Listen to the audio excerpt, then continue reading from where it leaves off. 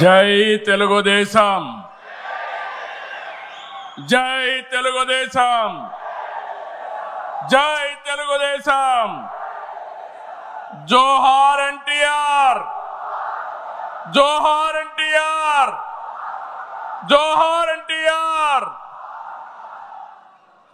వేదిక పైన, వేదిక ముందర ఆసీనులైనటువంటి నాకు ప్రాణ సమానమైనటువంటి తెలుగుదేశం పార్టీ కుటుంబ సభ్యులందరికీ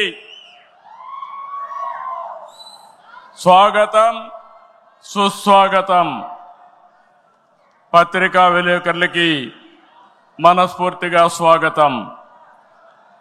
దేశంలో అనేక రాజకీయ పార్టీలు ఉన్నాయి, కానీ మహానాడుల వేలాది మంది ప్రతినిధులతో మంచి చెడులు, విధానాలు, ఆలోచనలు చర్చించుకునే ఏకైక పార్టీ తెలుగుదేశం.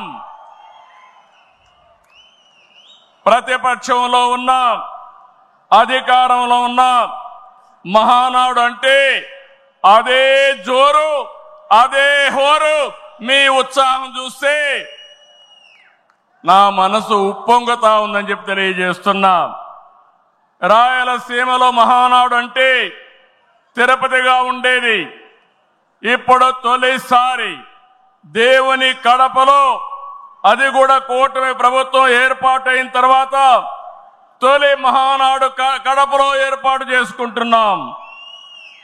ఈరోజు కడప గడ్డపై జరుగుతున్న ఈ మహానాడు చూస్తే ఎన్నికలై ఏడాది జరుగుతున్నా మీలో ఆ కసి, ఉత్సాహం, ఉద్వేగం ఏమాత్రం తగ్గలేదు.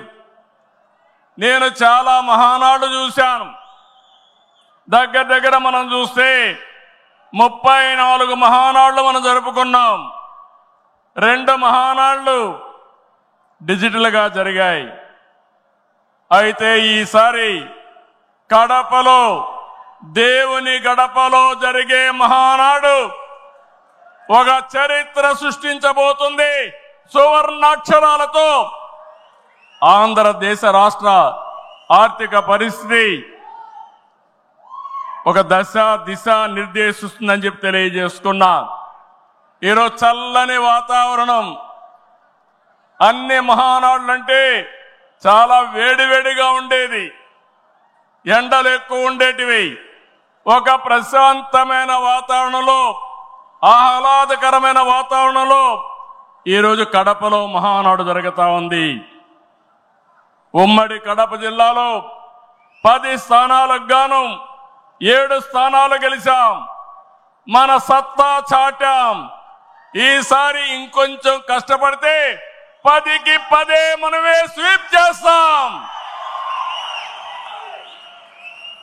రాయలసీమ ప్రజలు అద్భుత చైతన్యంతో ఈసారి ఇచ్చిన తీర్పును గౌరవిస్తూ వారికి ధన్యవాదాలు తెలపడానికి కడపలో మహానాడు పెట్టాలని నిర్ణయించాం.